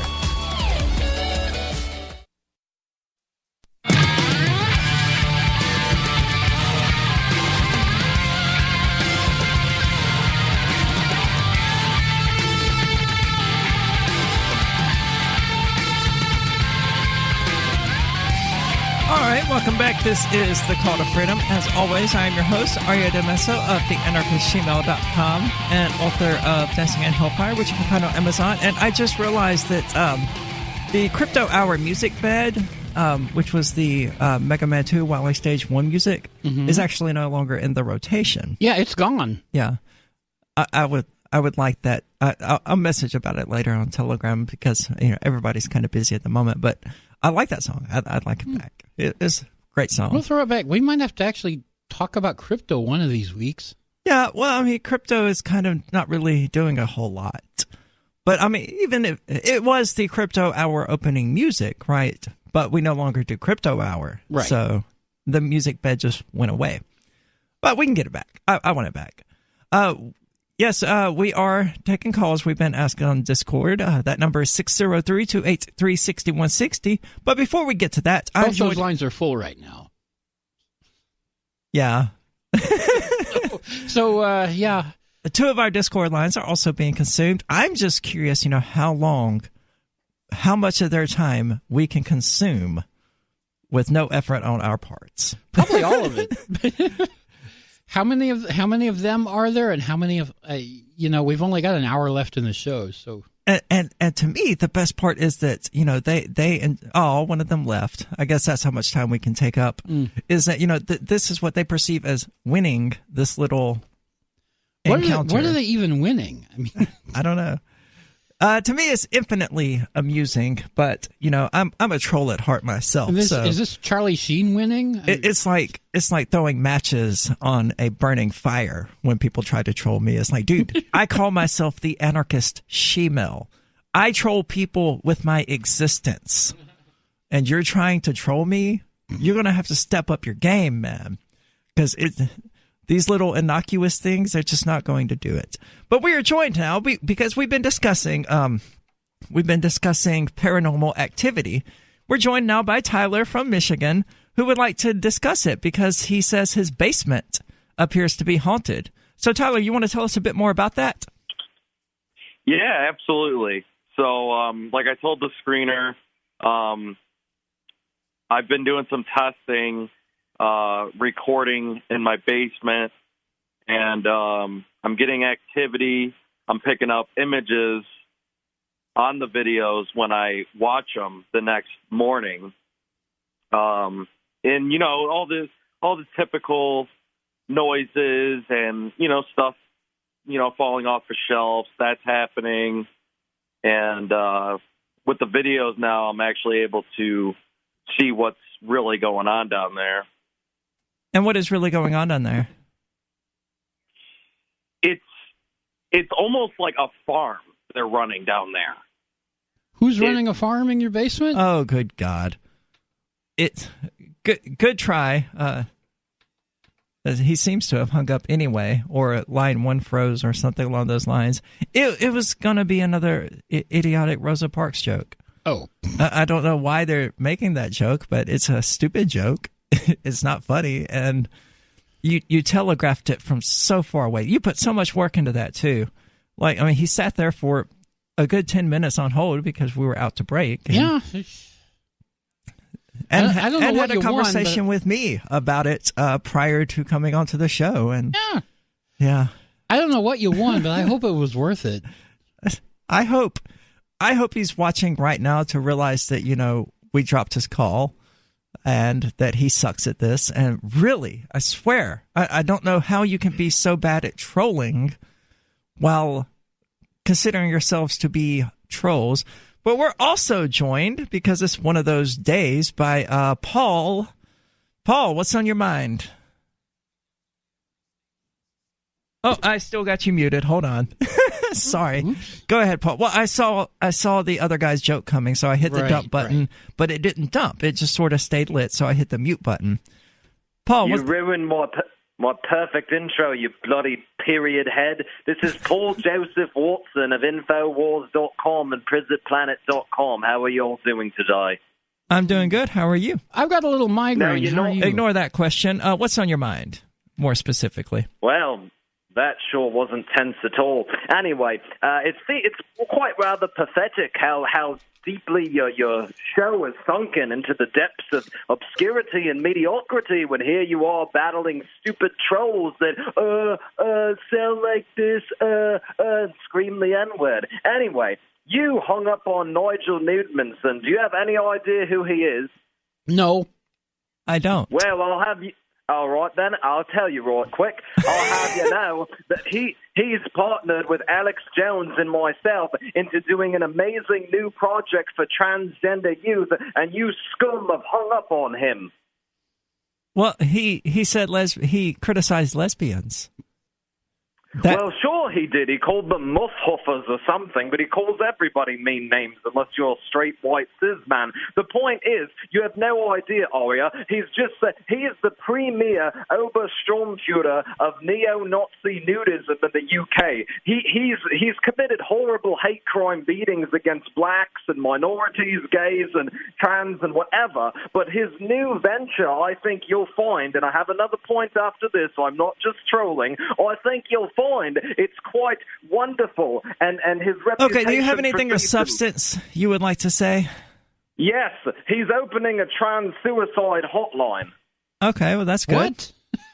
How is that going to work? No, Aria, here's the thing. It's encouraging transgender youth to kill themselves. It's 188 kill in the UK, and it's going to be really big. Alex Jones is behind it. I'm behind it. InfoWars loves it. What do you think? I think you're really lucky that wasn't a real phone number, or I would have, hung up on you and dropped the call. Of course, you knew it wasn't a real phone number. If all the transgender people kill themselves, where is Alex Jones going to get his porn? I don't know how to answer. I'll have to go to our sources at 4chan and 8chan and Wolfgang Halbig. At least we have legitimate sources, unlike stupid garbage, liberty, pedophile Ian Freeman radio. I'm just kidding, Ian, but we know he's a Soros operative. Look, I'll get off of here, but I just want to tell you all one last thing, if I could, real quick. One last thing. If you want to actually tell us something of substance, I mean, so far you have not. That is of substance. What if I don't give you some Spyro with it? It doesn't matter. Your cisphobia is horrific. I have to say. No, you're not having a good day. I'll get off of here. But look, I want to tell you, she is he or whatever the thing. I'm sorry, Aria. I think you're very nice, but I got to say that because we're rolling here on InfoWars. Get to your point, man. All right, man. My point is that Alex Jones is being sued currently, not only for forcing you to top him, but also by the Sandy Hook families, right? I have never topped Alex Jones. Well, that's not what he says, but we're going to make it look like you were the rapist, and we're coming after you. So look out for 500 anti-transgender bikers with lead pipes coming to New Hampshire. Anyway, it'll be a lot of fun. The point is that we have... Oh, now you're laughing. Now I've tickled your little bums there. All right, very good. So listen, let me get to the point there, all right? The point is we have irrefutable evidence, as you'll see in the deposition if you watch it, that Alex Jones, the Sandy Hook victims, cannot possibly be dead, those kids. You know what the proof is? No, what's the proof? It's talking about the paranormal like you were talking about, right? The proof is that those children's ghosts have not come back from the grave like Casper to haunt Alex Jones. Bye. All right. Okay. So there was ultimately no point, unfortunately. No, but... That was funny, though. I really like the characterization of, it'll be lots of fun. These 500 bikers coming with lead pipes or whatever. Of course, I'm armed. So I would suggest they keep that in mind. Yes, and well, you'll have to bring your 500-round magazine. Yeah, I don't normally carry 500 bullets with me. But I don't think if you're being attacked by 500 people that it's probably really necessary to shoot all 500. I imagine the shooting the first 2 or 3 will take care of the job. Yeah, it'll discourage the rest. But anyway, this is the Call to Freedom. Don't go anywhere because there's so much idiocy coming to us from the U.S. government that they make the trolling look intelligent. And we're going to get further into that. Don't go anywhere.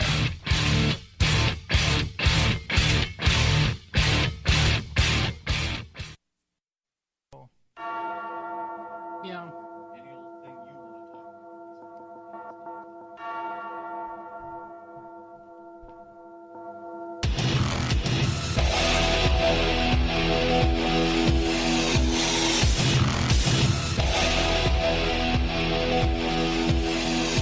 All right, welcome back. This is the Call to Freedom. As always, you're invited to give us a call at 603-283-6160. Again, that's 603-283-6160. Or you can use the Discord call-in lines, which we'd actually prefer.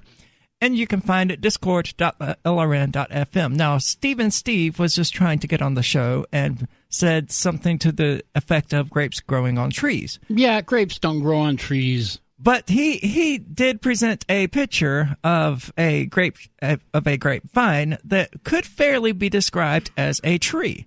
So I am back to assuming he's legitimate. Stephen, if you would like to call the show, my apologies for that. As I explained in the Discord, we've been, dealing with idiots all day. So we assumed, given that you had just joined the server at the same time the trolls did, that you were one of them. But we're going to go now to Mr.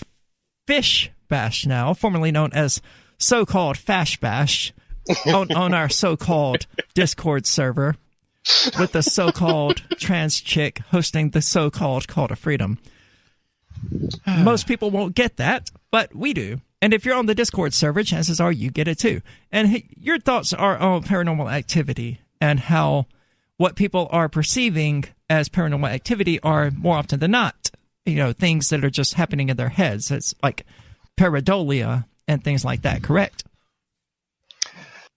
Oh, well, I'm not too familiar with that word. I'd have to look that one up. Well, so-called pareidolia. Yeah, so-called pareidolia. Perfect. Well, good evening, so-called Aria. It's the tendency of people to look at shadows and see faces and things like that. Yes, pattern recognition. The patterns in the clouds, that kind of thing? Yeah. Okay. Right, and I've always been interested in reports of paranormal stuff. I listened to Coast to Coast for the longest time, and I think a lot of that was... Their show was really weird, right? Yes. Oh, it was great. One of my favorite things about it, though, is that I believe that it was, to a large extent, just a giant campfire, people telling ghost stories around it, seeing how believable they could come off. That's a really good characterization of Coast to Coast. And it started at midnight, that's when the show came on. So you've got a perfect atmosphere to tell scary stories. And I think a lot of them were made up by people who just wanted to tell a story and entertain. Right. But I also certainly believe that many people very genuinely believe that they've seen ghosts and monsters and UFOs, and I'm not going to write off all of it, but I do think that most of this happens inside people's heads and not out in the world. Because when you look at how perception works, very bizarre things can happen. Sure. I'm willing to write off the bulk of it for various reasons. Like the UFO abduction stories, I write off wholesale because I have sleep apnea and I've experienced sleep paralysis on a number of occasions where I don't want to say literally because it's not literally, but where I did, in fact, perceive myself to be on a UFO riding among the stars being experimented upon by aliens. Did you get the anal probe? No. As a result, you missed out of this sleep paralysis. Can you not do that when I'm speaking? I'm sorry, I thought it was going to be very quiet. Anyway, so I mean that's generally how these stories turn out to be. People believe that because I don't know, it's just a tendency that's been going on since the Middle Ages. There's a lot of really good artwork about it where people experience demons attacking them and things like that. I've been stabbed in the foot by a Grim Reaper. And of course, none of it's real. It's all dreaming. But because you're in that state of sleep paralysis, you don't recognize yourself to be dreaming. Your eyes are open in these experiences, and you cannot wake yourself up. You can't move? You can't do anything? No. It's truly horrifying. It is, and it's traumatizing. And when it happens, generally people don't sleep the same way ever again. Right, and these perceptions are completely real. They're happening just the same as when you look out around you or you hear something that is firing neurons in your brain. What is real? That is exactly why it's so traumatizing. Even without. I mean, all we have is our perceptions. It's literally, that's what real is to us. The brain in a jar, so to speak. Well, we can't demonstrate otherwise because all we can do is perceive. And that same brain in the jar would imagine those things to be true. It would imagine those perceptions to be accurate, whether or not they were. But more generally, yeah, you're correct in that they are at least as real as anything else. Like these experiences with sleep paralysis that I've had of being cataloged by demons and taken for a ride through stars and stabbed in the foot by Grim Reapers, when you're experiencing them, There is no distinction. You can't, I think they said in the movie Inception, you can't spot a dream while you're having it. And that is more often than not true unless you train yourself to using lucid dreaming and things like that, which is another aspect of these sleep apnea, sleep paralysis experiences. But they certainly feel 100% real. Like in that moment, I genuinely felt what it was like to be stabbed in the foot, because pain is 100% in the brain anyway, right? Right. So if my brain was convinced I had been stabbed in the foot, then that is precisely what I felt. Now, all that said, I think it would be foolish to write off every report as a delusion, because there is so much that we don't know, both inside the brain and out. And to say, well, there can't be UFOs. Well, I'm sure there are UFOs, and probably not aliens, but there are certainly things that we've perceived out there, that we've detected out there, that other people can show you that we don't understand. Yeah, like we were talking about in the first hour, I have little doubt that there's extraterrestrial life. I just wonder what in the world they would be doing at this little primitive backwater planet. Trolling Discord. Badly. Oh. No. Those wouldn't be the aliens. Those would be even more primitive. Oh, yeah, good point. We got to build a wall. Dyson sphere. Keep out the trolls. All right, well, thanks for the call, Fast Pass. Absolutely, thanks for taking it. Yeah, anytime. Of course, he's been on the Discord server for quite a while, so he's welcome to call on the show. We know he's legit. But yeah, so a lot of these stories are ultimately made up, some of them maliciously by people who just want other people to believe they're true. But I think in regard to the alien abduction stories, again, because I have, in the same sense as anyone else, been abducted by aliens, I just had the awareness at that point to recognize that, you know, I had not in fact been abducted by aliens and that I was imagining the whole thing, because I read a lot. So as a young adult, the first time I experienced this, I had already read about this thing called sleep paralysis and knew what I was experiencing. That didn't make it any less jarring, because at the time, sleep apnea causes you to stop breathing in your sleep. And that's what triggered the entire experience to start, was that I stopped breathing, could not wake myself up, and honestly thought I was going to die, lie there laying in the bed, unable to breathe and unable to move, unable to wake myself up. Not fun. It then later evolved to things like the demons cataloging me with watery, deep voices and the extraterrestrials and all of that. But by then, having experienced it already, I'd certainly researched it further and was like, okay, so I see now why people believe these to be legitimate when they experience them and miscategorize them as alien abductions. So we're going to get back into the U.S. government's paranormal research, so don't go anywhere. There's lots to go over.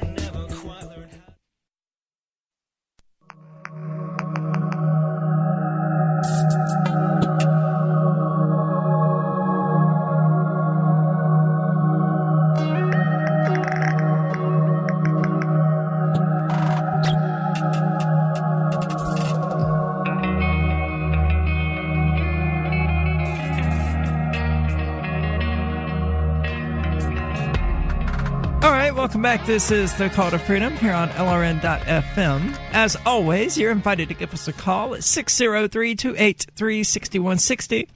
Again, that's 603-283-6160, or you can use the Discord call-in lines, which you can find at discord.lrn.fm. Don't be surprised if we don't let you on the air. These trolls are butthurt about something. Yeah, they're apparently butthurt because we wouldn't let them on the air. And that seems to be why I was kicked from the server, which to me, God, I love it. That's almost as good as Cantwell storming out. Yeah, as far as winning goes, you won. Yeah, thank you. So, it's not a big deal. We are not actually a call-in show. We do take calls. But I mean, it's not a big deal to us if we never get a call. So yeah, we've got so much to talk about, we could never possibly get to it all. And if we ever run out, somebody can just say, "Aria, rant about something," and I will rant for the next 2 hours about something that pisses me off. Speaking of Aria ranting, I have finally decided on the hook for Aria Uncensored. Yes. This is absolutely what I'm going to call it, by the way. Hey, Twitch Trolls, you got to check that out because it's going to be great. It's going to air on Tuesday night at 10 o'clock p.m. Eastern Standard Time. Tuesday night. That will be the first episode. It's called Aria Uncensored. And during it, I will be topless. Topless. And the show will be totally uncensored, and I am going to say anything and everything I want, and you're invited to as well. And that's going to be on your own Twitch channel. It will be on my, yes. But it'll be auto-hosted here? I don't know. We don't know. Ian may turn off auto-hosting for that, because I am planning deliberately to violate Twitch's terms of service. Ooh. In a flagrant way. In fact. Yeah, being topless is pretty flagrant. Yeah, but it should be great, right? It should. I mean, and I don't have huge boobs or anything like that. Nobody's going to watch to drool over my boobs. I'm doing it. I don't know. You may have some people here who are going to watch to drool over your boobs. By the way, trolls who are watching and trying to troll us, this is how you do it. If you want to troll, this is how you do it. You take off your top and you create a show called Aria Uncensored where you're a trans chick trolling Twitch. That's what you do. This is expert level trolling here. No. Just this thought occurred to me during the last segment.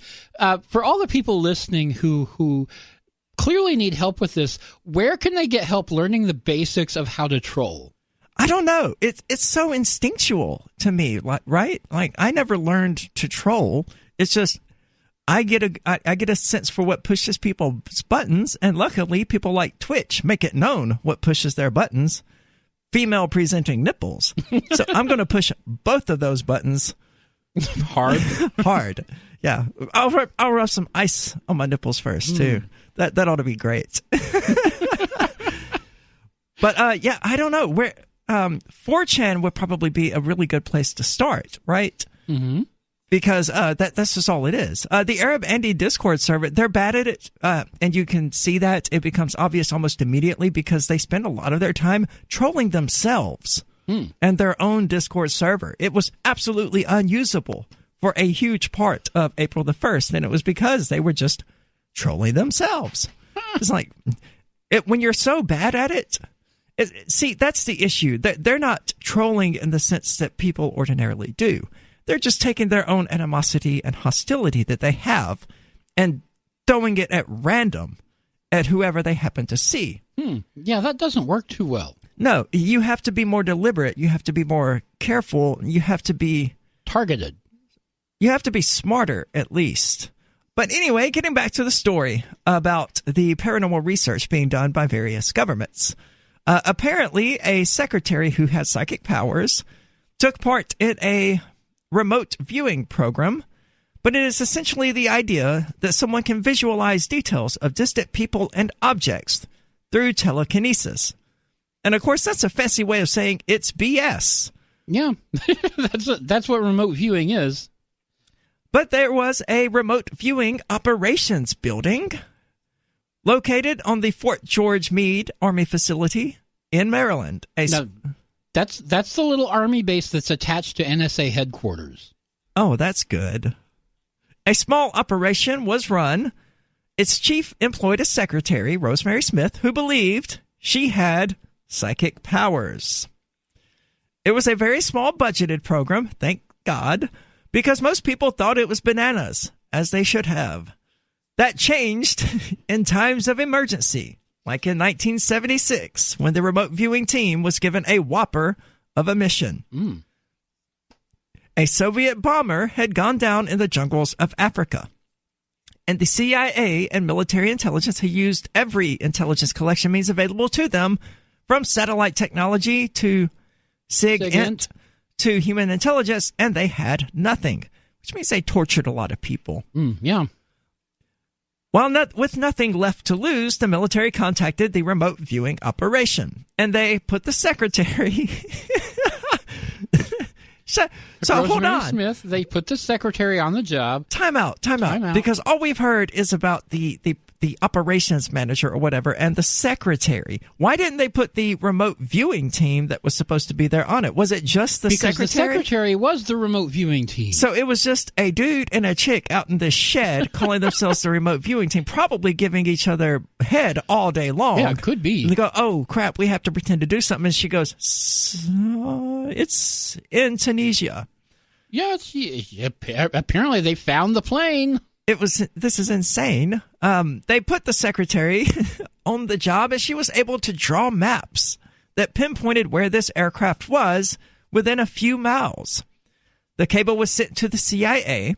They sent a paramilitary team out to the jungle, and near the area where Rosemary Smith said it would be, they saw a Voyager carrying a piece of aircraft out of the jungle, and that led them to the crash site. It was an earth-shattering event. A psychic was able to produce actionable intelligence that no one else could. Now, the CIA's remote viewing program was called Project Stargate. This is something Chris Reitman tipped us off to during the break. Right. And I looked this up, and apparently this project is still going. I can't pretend to be surprised. They renamed it, but it's still going. And this is how did it originate? What was the name of it when it originated? Project Stargate apparently was the original name. Okay. And I actually closed that tab, so I have to find it again. But then there were the men who stared at goats. One Army unit, known as Detachment G, was established by top-ranking officials who were leery about the idea of bringing on psychics for research. So they stocked the program from within the Army's ranks. One of the unit's taskings was remote viewing. And in September of 1979, the National Security Council called on Detachment G to use their magical brain powers to investigate a Soviet naval base. While concentrating on a photo in a closed envelope, one of the unit's members described seeing a building on a shoreline, which smelled of gas and industrial products. Inside the building was a large coffin-like object, a weapon with fins, like a shark. A few months later, the CIA received satellite imagery showing that the Soviets had constructed a new ballistic missile submarine. Later made famous by its NATO designation, the Typhoon class, the hulking nuclear sub was known in the USSR as the Akula, Russian for shark. If this sounds like the basis of The Men Who Stare at Goats, it's because it is. It is. And there is no more truth in the film The Men Who Stare at Goats than there is in any other remote viewing claim. It's indeed absolute nonsense. And we still have not given up on this research. It is ongoing to this day, with the federal government spending your tax dollars to figure out how to control dolphins with their minds. And it's not working then, just like it did. It's not working now, just like it wasn't working then. This is the Call to Freedom.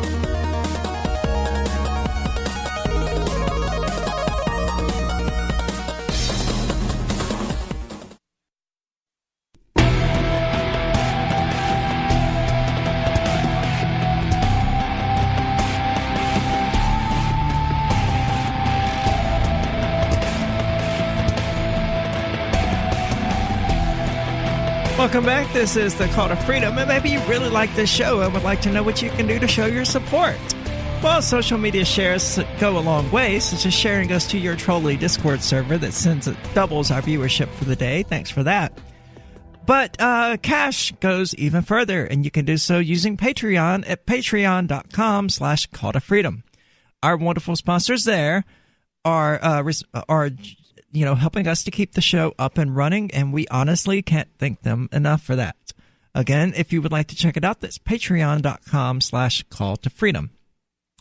Now, we have been hit by trolls most of the day from the Arab Andy group, as we've talked about, and I was ultimately kicked from the Arab Andy server, which is tremendously hilarious to me. Anyway, you guys are welcome to call in tonight on the Twitch After Show, which will be airing at 10 o'clock p.m. Eastern Standard Time, called Freer Talk Live. And you can call in there and say any foolish thing you want, I believe, as long as it's not a violation of Twitch's terms and service. I don't know. Yeah. Pretty much. If you would like to say really stupid things in full violation of Twitch's terms of service, because I don't give a flying crap, then you can check out Aria Uncensored, which will be airing Tuesday at 10 o'clock p.m. Eastern Standard Time, and where I will be doing a show topless, just to give the finger to Twitch. So tune into that and call in and say the N-word and all sorts of other things you're not supposed to say, because I really don't care. That's twitch.tv/Aria Demezzo. That one's going to be fun if you're a troll. And we've been discussing, but how do you troll someone like that? Well, it'll be fun to watch. True. We've been discussing the U.S. government and the Russian governments and their paranormal super soldiers who have used psychic mind magic to do various things. Or say they have. Or they say they have. They think they have. It's still ongoing, of course. The Office of Naval Research calls the program the Anomalous Mental Cognition. It's a $3.9 million program funded in 2014 to investigate the existence of precognition, which they refer to as a spidey sense. Yes, like in the comics. In 2006, Army Staff Sergeant Martin Richburg sensed something odd about a man at a cafe in Iraq. After clearing out the patrons, he discovered an improvised explosive device that the man had left behind. Whether it was instinct or something more, researchers are understandably curious to see if there's a way to trigger that kind of insight. Training. Yeah, it was body language, most likely. Yeah, training, body language, that's there's very little little to explain there. Poker players do this all the time. People have tells and things like that. So if you're trained to look for these tells, it's not super hard to do it. But non-invasive EEGs enables brain-computer communication for training, and that's a description of a photograph that is not actually anywhere near that photograph. But because of the stigma surrounding ESP, and really anything having to do with the supernatural, the nomenclature has changed. But the research continues, and the underlying goal remains the same, which is absolutely ridiculous. Will advance technology. This remarkable system of technology the government has developed, which includes computer technology, biotechnology, and nanotechnology. Will this rubric of advanced technology allow us to solve this age-old mystery, whether or not extrasensory perception exists biologically? Yeah, hopefully. And I would say that it's pretty clear that it doesn't. And one would expect that if people were aware of that, they would, if people were... I lost my train of thought. We're going to go now to Jonathan, who is calling from Mississippi and wants to talk about trolls. Jonathan, what's on your mind? What's going on, Aria? I heard you talking about, the entire Arab Andy stuff, and I wanted to give you the entire insight and the backstory of, what happened, why it happened, and what's going on. Okay. Basically, Arab Andy was a Twitch streamer, on Twitch, where you're streaming right now. He was a Twitch streamer. And what he would do is he would go out in public and he'd just troll people. He'd call people stupid names. But what happened was he was streaming one day and someone donated to him. And basically what happened was somebody said that there was a bomb that was going to explode. And it was an actual clip from like a literal thing, so people actually believed it. Then since he's Arab, he looks like a normal American terrorist in the eyes of a normal American. They actually thought that he literally was going to. So he got arrested on stream. Then he was in jail for about a year and 3 months.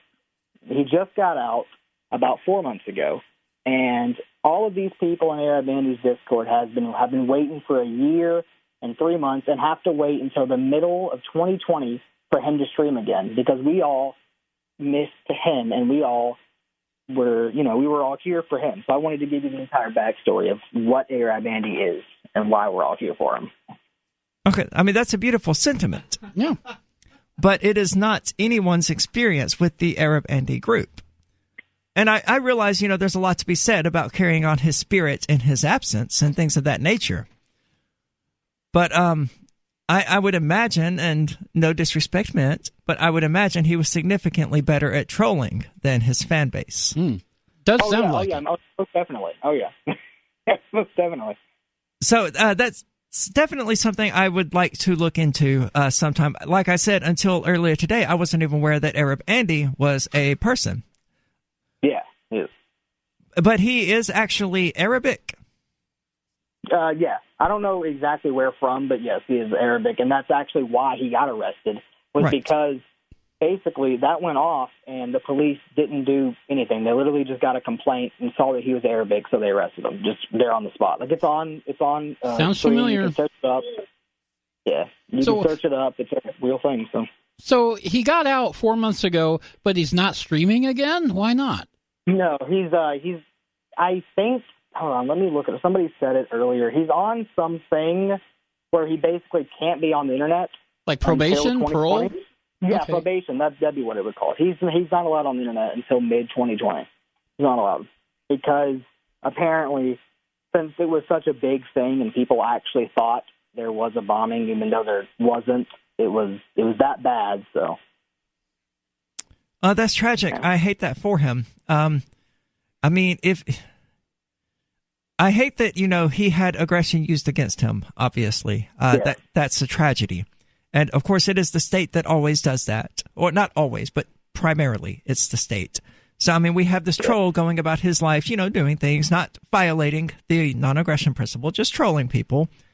And someone makes some sort of bomb threat on his show or something to that effect. And because he's Arabic, he's, found guilty of it. Yeah. Of course. That's certainly tragic. But, trolling does run a risk of attracting trolls. And I would think that the Arab Andy group there on Discord would have, keenly been aware of this as of April the 1st when their own Discord server became essentially unusable for large portions of time because people kept posting GIFs, like endlessly GIFs. And, that's the sort of things that will happen when you get these people and you cultivate this mindset of people just trolling without any sort of actual rules or guidelines or principles to it. They're going to end up doing things that are ultimately self-destructive of their own lives and their own livelihoods, or just their own hobbies, like the Discord server becoming unusable for large periods of time, or with Arab Andy being trolled by someone with a bomb threat, and tragically, absolutely tragically, I'm not saying he deserved it, but tragically having aggression used against him by the state because of something a troll did. It's something that you guys should actually be able to understand because all of the pedophilia allegations that Ian are the sources are from trolls that he bothered never to refute because they were from trolls and they were pointless, stupid allegations, right? Yeah. Right. And ultimately, this led to an FBI raid in the same way that Arab Andy was arrested as a result of this trolling bomb threat. Basically, to put it, Ian got swatted. That's pretty much what happened. I would agree. That's definitely a good characterization of it. He got swatted, and luckily no one was hurt. Lots of property was stolen, and it seems unlikely that that property is ever going to be returned. But, if you really want to discuss that further, you should tune in to Free Talk Live, which takes calls regularly, or even better, listen tonight to Freer Talk. I don't want to say even better, but listen tonight to Freer Talk Live, which is coming on at 10 o'clock p.m. Eastern Standard Time, where it will be Free Talk Live, but totally uncensored. Your calls are welcome. Stay tuned. Free Talk Live is coming up next.